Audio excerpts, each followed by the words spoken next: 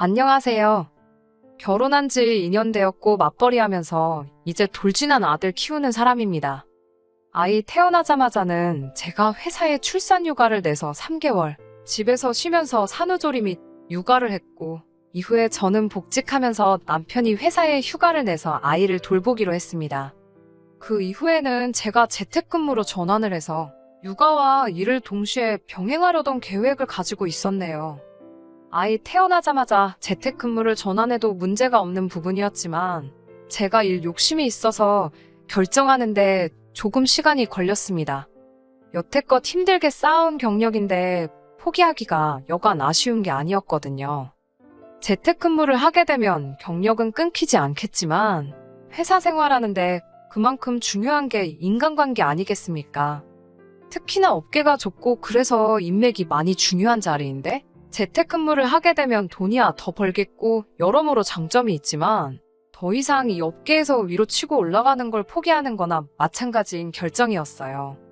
그래서 처음에는 일 욕심에 경력을 포기 못하고 있었는데 언젠가부터 남편이 아이를 보고 있긴 하지만 집에 있을 우리 아이 생각하면 일도 손에 잘 잡히지 않더군요. 아이와 함께하는 시간이 더 중요하다는 걸 깨닫게 되어서 남편이 복직 후에는 제가 재택근무를 전환하기로 그렇게 결정했던 겁니다. 남편의 경우는 저랑 달랐어요. 회사 내에서도 대체할 수 없는 인력인데다가 능력도 인정받는 사람이라 1년 내내 육아휴직을 써도 눈치 볼 거 하나도 없는 상황이었습니다. 그 덕에 제가 짧게만 휴가를 쓰고 다시 복직을 할 수 있었던 거고요. 회사에서 인정받지, 능력도 좋고 돈도 잘 벌지, 사람 성격까지 좋은데 결혼 전에는 그걸 포함한 모든 좋은 점밖에 보이지 않았거든요. 그런데 결혼하고 보니 하나둘씩 안 좋은 점을 찾게 되었는데 그 중에서도 가장 치명적인 단점을 보지 못하고 있었어요. 장점이라고 생각했던 사람 좋은 성격이 최고의 문제였지요. 저한테도 잘 아는 사람이니 좋지만 자기 손해 같은 거 생각 안 하고 퍼주려는 성격은 제가 조금 자제를 시켜야 할 필요가 있다고 생각했습니다. 어느 정도까지는 제가 컨트롤을 할 수 있다고 생각했는데 제가 아무리 노력해도 남편이 자기 가족들한테 잘하는 것만큼은 막을 수가 없더라고요.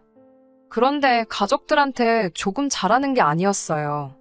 남편이 월급이 괜찮긴 하지만 월급쟁이들 중에서도 잘 버는 편에 속하는 거지. 무슨 어디 대기업 사장은 연봉이 10억이네 하는 그런 대우를 받는 건 아니었으니까요.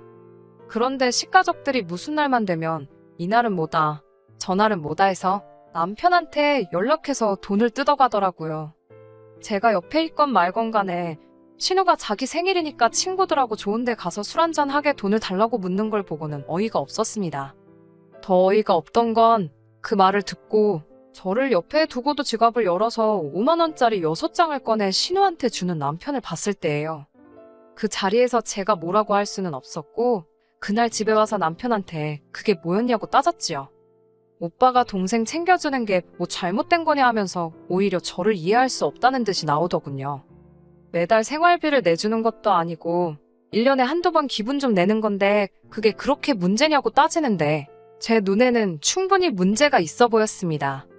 시부모님이라면 모를까, 신우가 이제 막 대학교 들어간 신입생도 아니고 당시 나이가 내일 모레면 30인 나이였는데 오빠한테 용돈 받으려는 생각을 한 신우도 문제지만 달라고 했다고 그 돈을 또 주는 남편한테도 문제가 있다고 생각했습니다.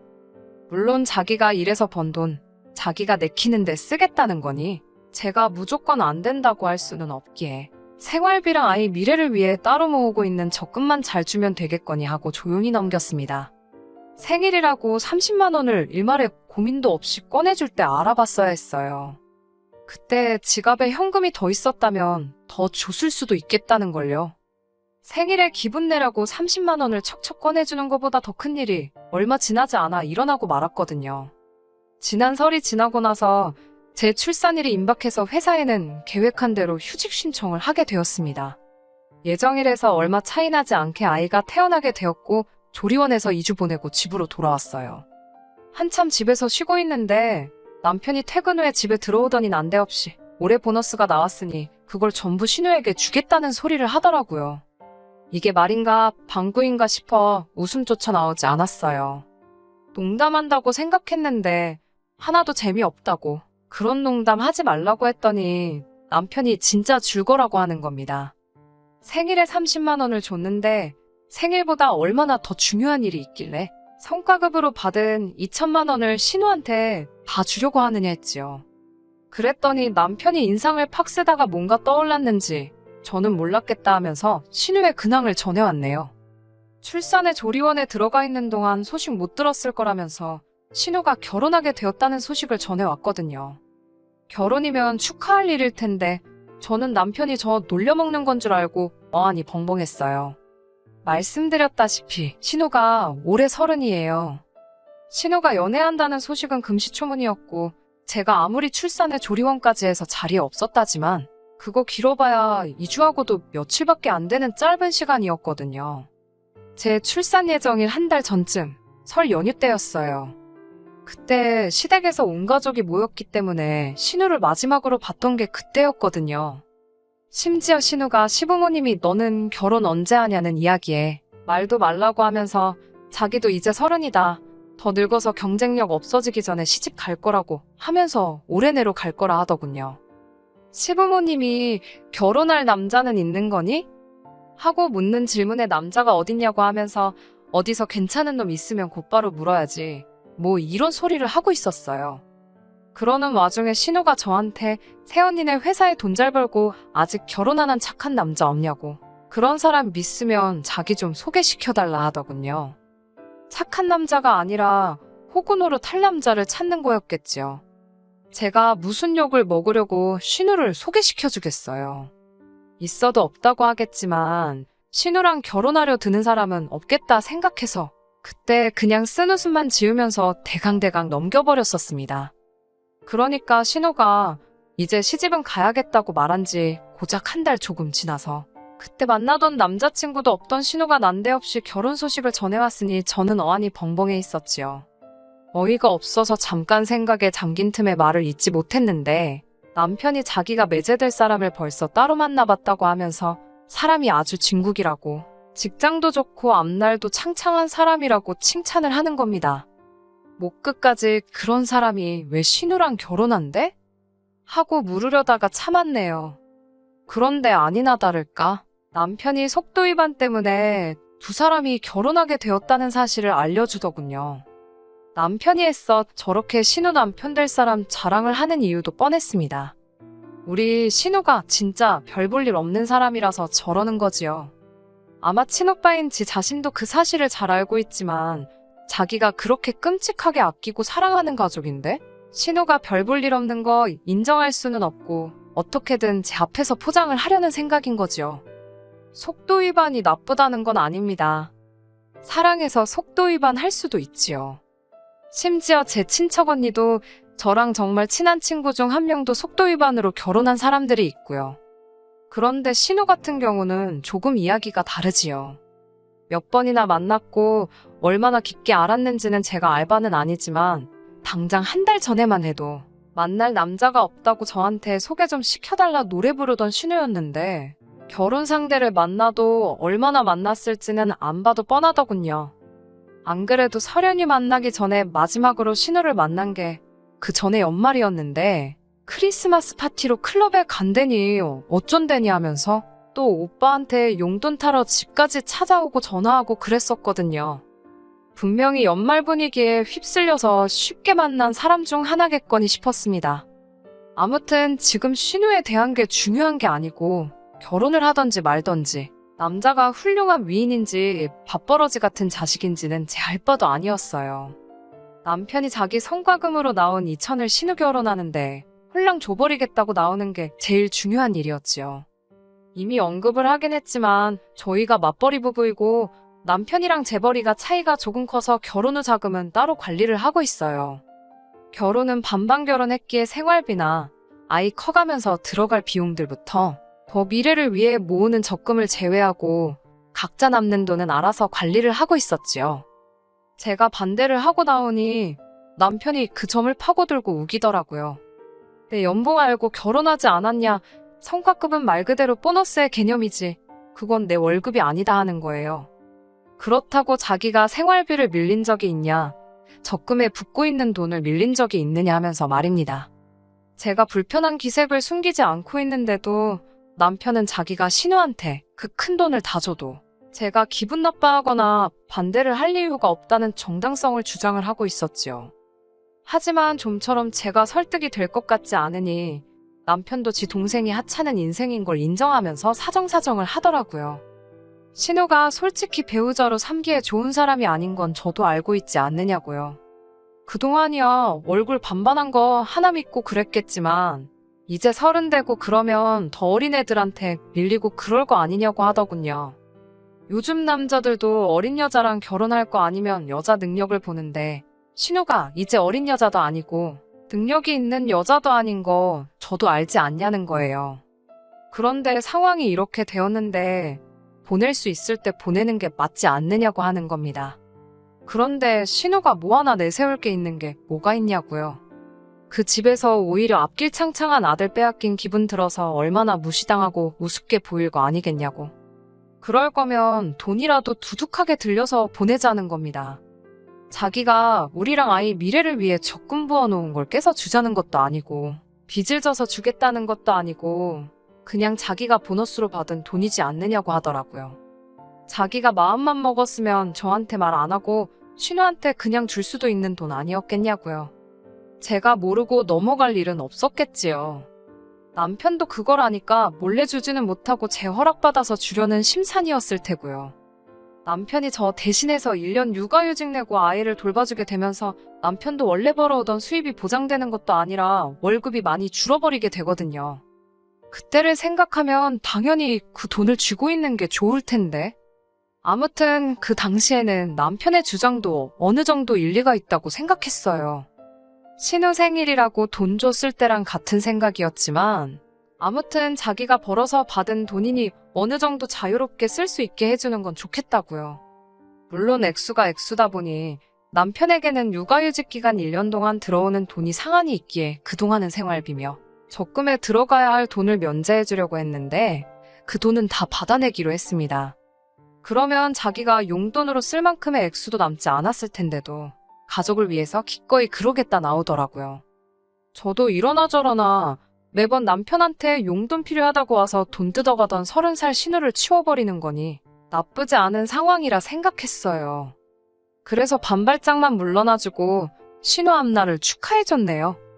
그 뒤로는 솔직히 나쁠 거 하나 없었어요. 남편이 저를 위해서 육아도 대신 해주고 있었고요. 처음에는 저도 경력을 잃게 된다는 사실이 참 안타깝고 싫었는데 하루가 다르게 자라는 아이를 보니 경력이 무조건 중요한 것만은 아니라는 생각이 들더군요. 그리고 앞서 말씀드린 것처럼 회사에서 치고 올라가는 게 무조건 중요한 게 아니라는 생각이 들어 그 욕심을 버리고 아이를 위한 엄마가 되어주기로 결심을 했지요. 그렇게 남편이 복직하는 시기에 맞춰서 다 내려놓고 재택근무를 시작하게 되었습니다. 남편도 남편 나름대로 엄청 출근을 하고 싶었나 봅니다. 그래도 그나마 고마웠던 게 있었다면 남편이 돈에 있어서는 저한테 거짓말은 안 했었다는 거예요. 할 수 있는 상황도 아니었긴 하지만 그래도 신우한테 그렇게 큰 돈을 한 번에 줘버린 덕분에 남편이 육아하면서 집에만 있으면서 용돈으로 쓸 여윳돈이 없어서 어디 나가 놀지도 못하고 그랬거든요. 그래서 출근하게 되니 다시 자기 월급도 많아지고 좋다고 많이 기뻐했습니다. 처음에는 아무리 재택근무일지라도 아이 보는 거랑 일을 동시에 진행하는 게 힘든 부분이 있었지만 이도 어느 정도 시간이 지나니 적응이 되더라고요. 신우도 시집가고 나서는 저나 남편 괴롭히는 일이 아예 사라지다시피 했고요. 모든 게 제자리로 돌아왔다는 생각이 들던 차에 남편이 난데없이 저한테 이제 재택근무로 집에서 보내는 시간도 길어지고 육아 문제도 어느 정도 해결된 것 같으니 둘째가 생겼으면 좋겠다는 말을 해왔어요. 우리 아들도 동생이 있는 편이 정서적으로나 책임감이라던가 해서 더 좋지 않겠냐면서요. 어디선가 연년생은 진짜 힘들다는 이야기를 듣기도 했고 사실 아이가 이미 돌이 지났으니 엄밀히 말하면 연년생은 아니지요. 하지만 2살 터울이나 연년생이나 크게 차이가 없다고 생각이 들었고 아직 재택근무에 적응한 것도 아닌데 둘째까지 갖는 건 저도 준비가 안 되어 있으니 시기상조라 생각했습니다. 남편은 어차피 고생할 거면 한 번에 바싹 고생하는 게 좋지 않겠냐며 자꾸 저보고 좋은 쪽으로 생각해보라고 보채더군요. 여전히 내키지는 않았지만 남편의 끝없는 설득도 있었고 혼자 크는 것보다 둘이서 크는 게 정서적으로도 좋다는 말을 듣게 되어서 결국엔 자녀 계획에 있어서 구체적으로 계획을 한번 세워보기로 했습니다. 앞으로 자라면서 들어갈 교육비라든지 그런 거 생각하면 저희 적금도 늘려야 하고 저희 신혼집도 방이 2개짜리였는데 방 3개에 화장실도 2개가 있는 집으로 이사를 가야 하겠고 이런 부분들 말이에요. 나름대로 계산하고 공부해가며 계획을 세우고 있는데 둘째를 갖자던 남편은 말하던 것과는 다르게 적극적이지가 않았습니다. 답답해진 제가 남편한테 무슨 다른 생각이 있는 거냐고 진지하게 이야기를 했지요. 남편이 진지한 표정으로 둘째에 대한 확신이 있느냐고 몇 번을 묻길래 생각해보니 나쁜 점만은 있는 게 아닌 것 같아 보인다고 대충 이해가 가도록 대답을 해줬습니다. 남편은 뜰 듯이 기뻐했었는데 정작 그날에도 별일은 없고 다음날 가볼 곳이 있다고 해서 일찍 잠에 들더라고요. 뭐 저런 싱거운 사람이 다 있나 싶었는데 그게 아니었네요. 아직도 그때를 생각하니 열불이 납니다. 볼 일이 있다 해서 아침 대바람부터 식사도 안 하고 나간 남편이 해가 지기 전에 집에 들어오더라고요. 빈손으로 온 게 아니라 어디서 외내를 데리고 와서는 말입니다. 자세히 보니까 얼마 전에 태어난 신혼의 아이였어요. 그때까지도 솔직히 저는 볼 일이 있다던 사람이 신혼의 애는 왜 데리고 왔지? 하는 생각이었지 남편이 말하던 그게 이거라고는 생각도 못하고 있었습니다. 남편이 싱글벙글 입이 귀에 걸려서는 얘가 오늘부터 우리 둘째라고 하는 겁니다. 무슨 재미없는 농담을 그렇게 하나 싶었는데 남편이 진심처럼 보이더군요. 농담하는 거 아니라고 신혼의 아이를 자기 호적에 올려서 우리 아이로 키우겠다고 하는 겁니다. 그때부터는 머리가 새하얗게 되어 있어서 부분 기억이 안 나는 것도 있어요. 제가 남편한테 제정신이냐고 미친 소리 하지 말라고 소리를 고래고래 질렀습니다. 그런데 남편이 뻔뻔하게 둘째를 갖자고 결정한 건 저 자신 아니냐고 하면서 벌써 이렇게 하기로 다 정해졌는데 이제 와서 말을 바꾸냐는 겁니다. 둘째를 갖자던 게 신혼의 아이를 데려와서 키우자는 소리일 거라고 세상 어느 누가 그걸 그렇게 받아들이겠어요? 진짜 제발 미친 소리 좀 하지 말라고 사정을 했네요. 이게 농담이면 지금도 충분히 저한테 한 방 먹였다고 제발 농담이라고 좀 해달라고 나중엔 제가 부탁까지 했어요. 남편은 농담도 아니고 진심으로 이 아이를 우리 자식처럼 잘 키워볼 생각이라고 하더군요. 제가 일욕심을 버리고 재택근무를 한 것도 모성애가 생겨서 그런 거 아니겠냐는 소리를 하면서요. 저한테 뭐하러 배부르고 예민하고 그런 시기를 거쳐서 둘째를 또 가질 생각을 하냐면서 그냥 이 아이를 우리 자식처럼 키우는 게 어떠냐고 되도 않는 설득을 자꾸 하더라고요. 남편도 이해가 되지 않았지만 신우도 미쳤구나 생각했어요. 세상에 어떤 애엄마가 아무리 자기 오빠가 둘째를 갖고 싶다고 했더라도 지혜를 데려다 키우라고 아이를 넘기는 엄마가 어디 있겠어요? 제정신이냐고 신우도 그렇게 하자고 한 게 맞냐고 말하니 남편이 또 자초지종을 말하더군요. 미리 말해줬으면 둘째 이야기 꺼냈을 때 제가 눈치라도 챘을 텐데 어째 말 한마디 없이 숨기고 있었는지 알겠더라고요. 신우한테 그 돈까지 줘가며 겨우겨우 결혼시켜놨는데 얼마 전에 이혼을 당한 거예요. 그 집에서도 신우가 크게 탐탁치는 않았겠지만 그래도 어떻게 할 수는 없었으니 잘해주려고 노력을 했던가 봐요. 출산 전까지만 해도 신우네한테 그렇다 할 불화가 없었는데 아이가 태어나고 나서 아주 난리가 났던 거예요. 아이가 남자 쪽을 안 닮은 건 둘째치고 혈액형부터가 나올 수 없는 혈액형이었다고 하더라고요. 당연히 그 이후에 친자검사가 진행되었고 안 봐도 비디오처럼 남자는 진짜 애아빠가 아니었다고 하더군요.